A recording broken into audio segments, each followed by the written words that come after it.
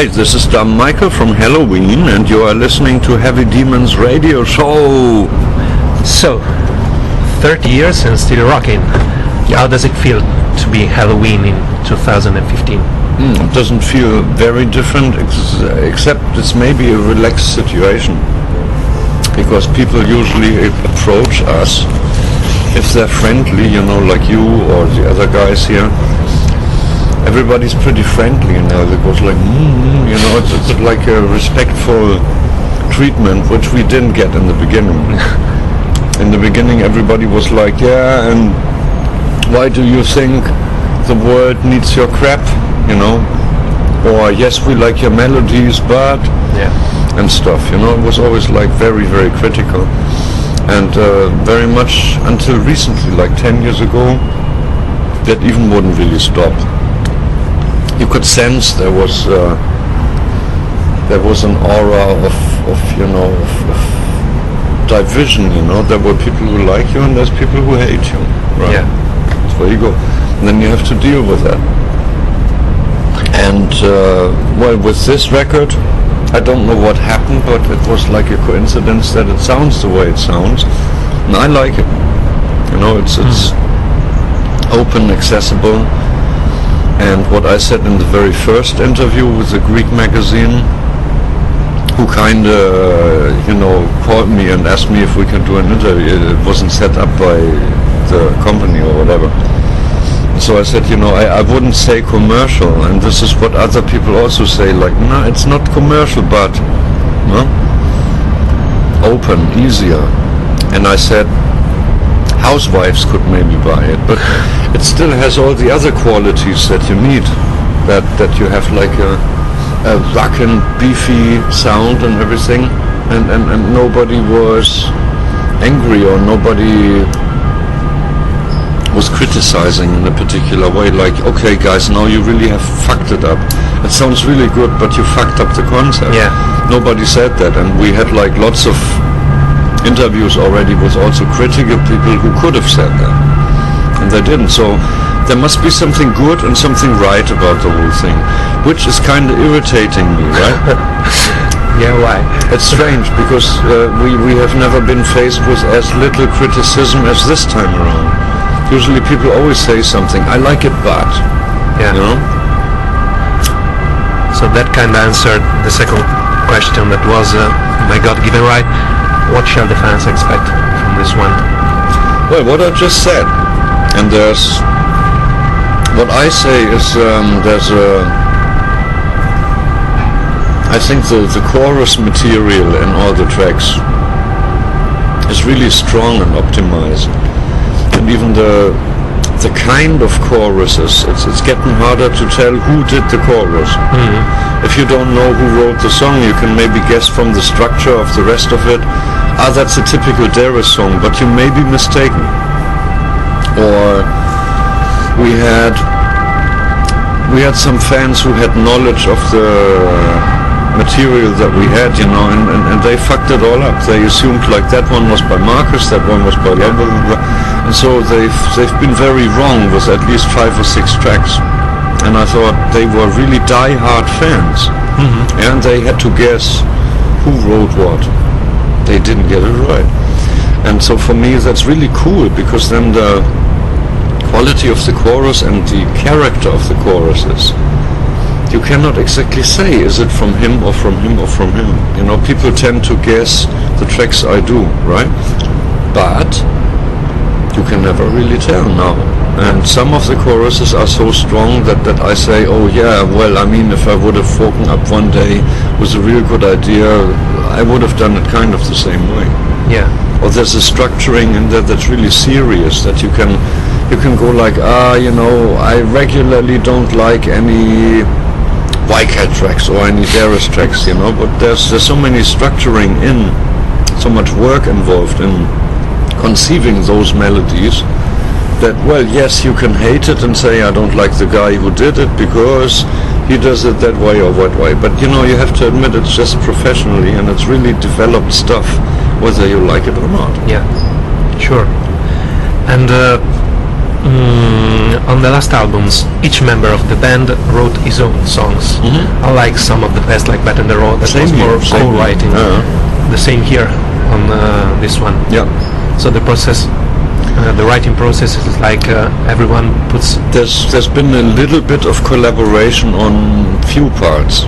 I think 2 or 3 parts on the album, and I could tell you which, but I don't want to.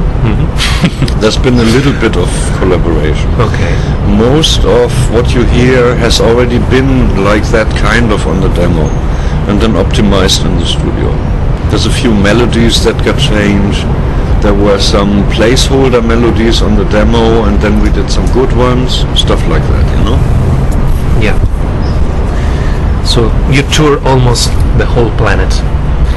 Is there a place that never saw a Helloween gig that you would love to visit? Yeah, I only say that because I said in the other interview, and then I thought, why did you pick just that country? It's because in Paris we were at a Vietnamese takeout restaurant, and I had never eaten any Vietnamese stuff before. So we had the spring rolls with the rice skin wrapped around it, and some gambas in there. You know, that was like wow. And then they served us another noodle pot with beef, and I thought, you know, we never played in Vietnam yet, right? Yeah. I don't know if there's a market for us or if there's many fans. Probably not. But usually we're kind of strong in the Asian countries because of the melodies we have. There's a similarity between their type of romanticism of melodies and ours, in a way. And they're very melody oriented as well. And it's hard to say. And there's you know, places I would mention now and then they say, yes, why don't you come here and play? That's usually because there's no promoter who made us an offer, you know, and if there's no promoter who made us an offer, we are not going there and ask somebody or try to train somebody, because that can have gruesome endings. Yeah, if you don't have the experience to do a concert with a professional band, bad things can happen.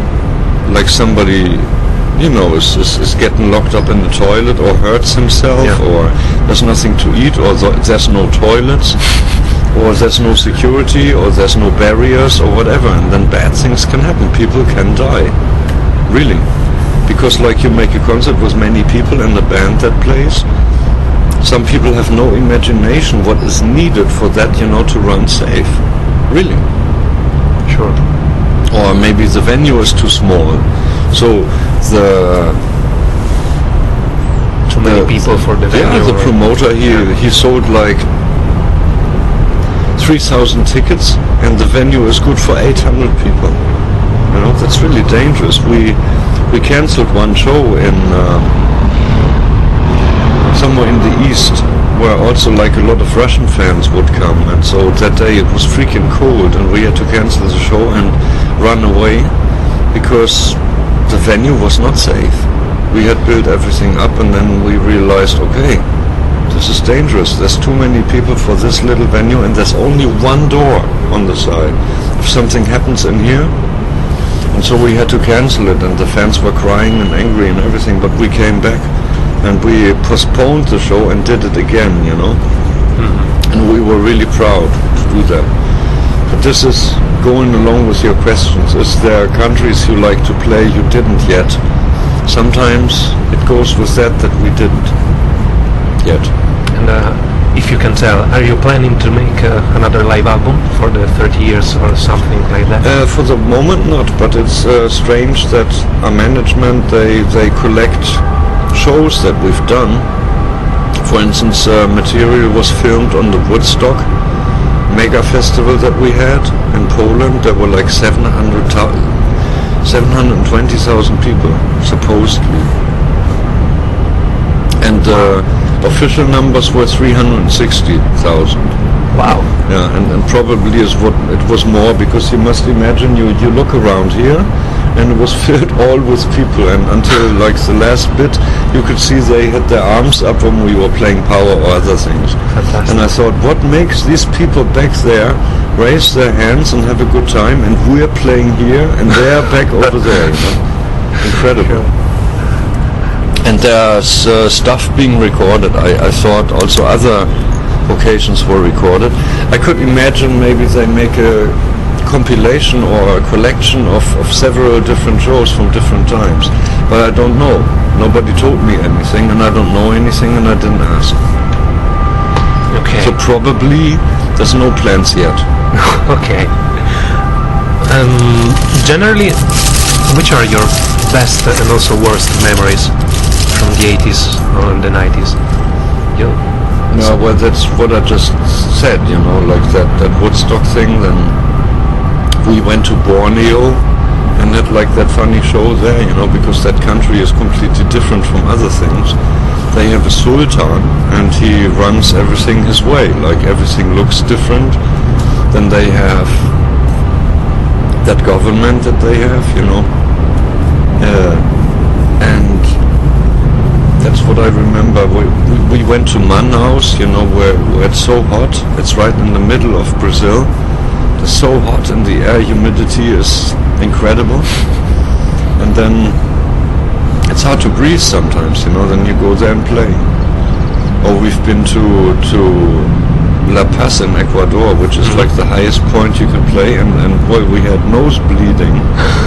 And really? there's so little oxygen there in that air, I felt like in an aquarium. I thought I was a fish in an aquarium going like and everything you do, just go from the table somewhere, to get your new pack of cigarette because the old one is empty.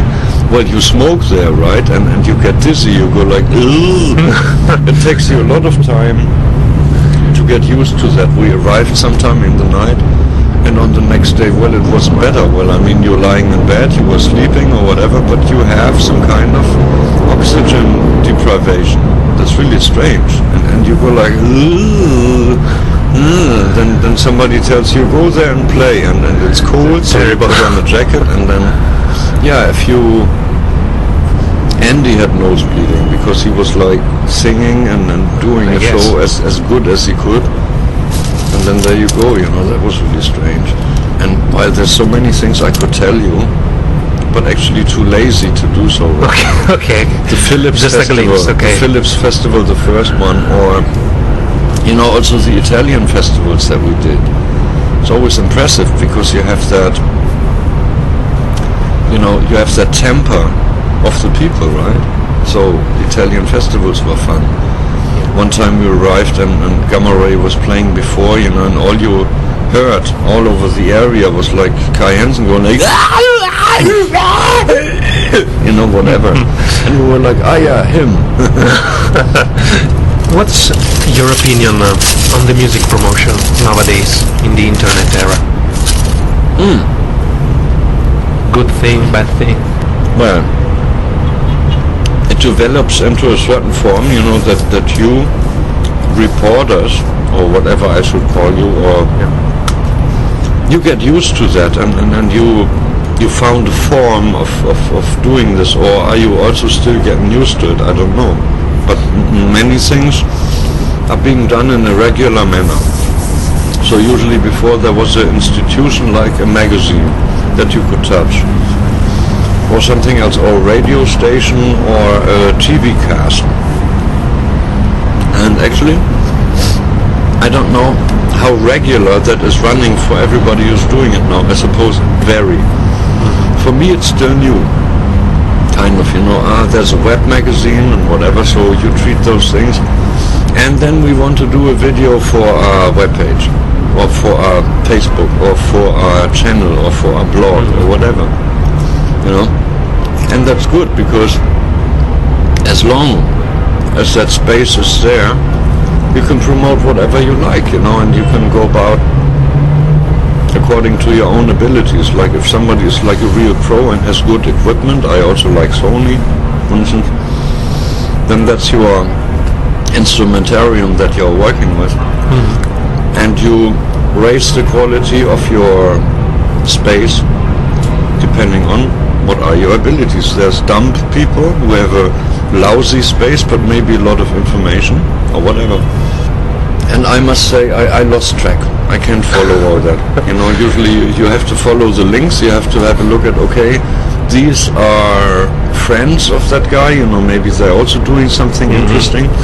And then actually you can get lost on these web pages for a day or 2 or 3 if you want to follow everything. And there's somebody who does this, somebody does that. Yeah. And you know, I usually get my knowledge from Wikipedia, and interviews are kind of interesting if some interview is there. For me it's hard to follow all that stuff. You know, I've been behind the internet revolution and development ever since when it took place. I even got myself a PC because it worked better for online things than the Mac I had. But still I lost track because it's such a rapid development. It's impossible to keep the pace. The only thing I would wish is that Flash would be gone. All that crap, you know, and just put everything into HTML5 or whatever there is, you know, come up with something that's really open, something you click, something you can download, something you can edit in a different app, and, you know, just stop that freaking Flash wherever it is, you know, because it's destroying your processor, it's making your computer run hot, it's unreliable, and it's prone to virus attacks, you know. It's just a very unclean crap. And then, you know, I come somewhere on a Yahoo page and there's a movie about little wolves or whatever, or something cute. Actually, I want to download that, I want to keep it, I want to look at it after, you know, because if you don't, the page will be gone in a few weeks or whatever, or in a year it will be gone. And so what if you want to have that movie? Then you got to go to real difficult lengths or make like a screenshot recording, a screen recording with some gadget or device. Why not fucking just, you know, get that movie directly? Yeah. And usually it doesn't even play, just so they can put their freaking advertising in there. So it's rolling and rolling and nothing happens. Then you reload the page, then you click on it, and then for the 3rd time it eventually works. Or it says, this isn't available in your country. Pisses me off. And then always this Flash shit. Get done with it. If you had to be remembered for just one song, which one would it be and why? Which one? In My Life? Yeah. Just one song? She Loves You of the Beatles. No, one you wrote. One? You written. Oh, I'd rather not say. Okay. I don't know. It's too difficult. Too difficult. I'd say How Many Tears is good, but let's not. Okay. For instance, my manager, he doesn't understand How Many Tears, and he doesn't like it much. Really? He said, I don't know what's it all about, that song, why did you play it so often, whatever. You know? Do you like it? Yeah, very much.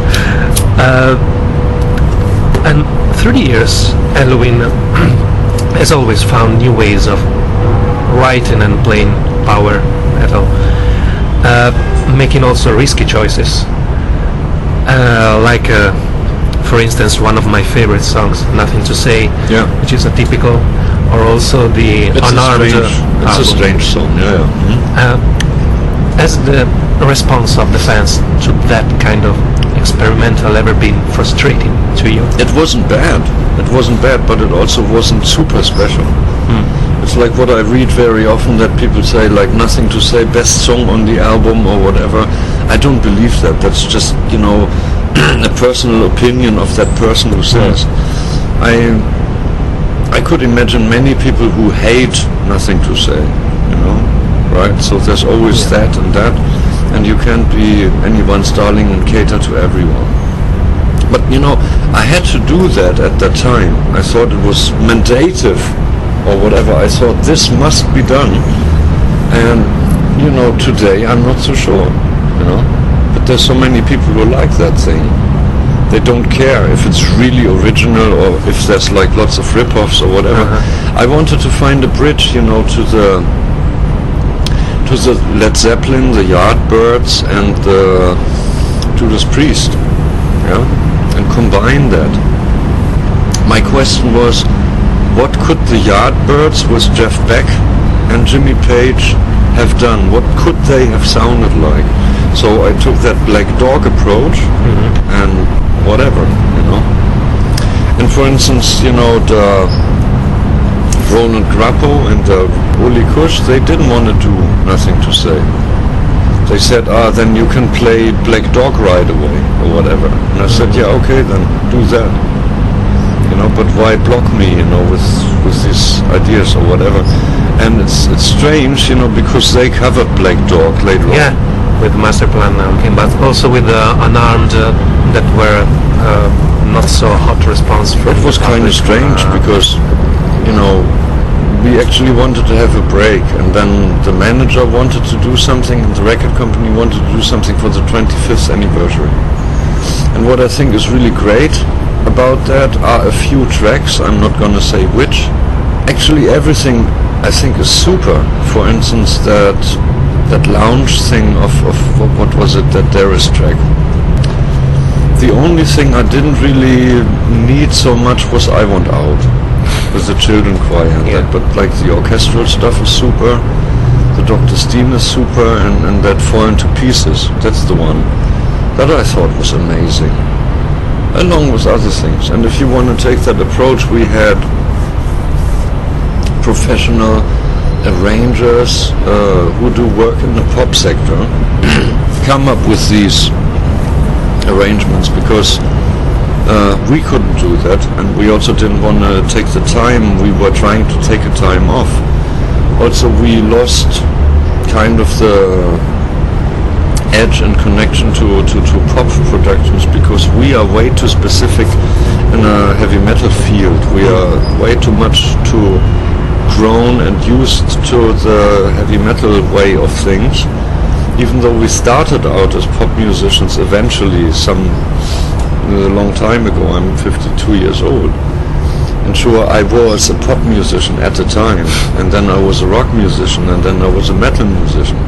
I couldn't go and say, like, how do I re-pop one of our numbers? I can't. So we took people from outside. Yeah, like the early version of How Many Teams. That wasn't like that. It was completely different, and that you don't need to change. Yeah. Okay, so we're almost done. One final message for your Italian fans. Yeah, always thanks for the great support. That's like the most important. And I don't say that lightly, because we always appreciate it. There's been different times, there's been different kinds of support, and right now, thanks for everything. Because like, if they don't support us, we don't need to do anything anyways. We're always dependent on the support of the fans. That's what it is. Yeah. Twist and turn it around any way you like.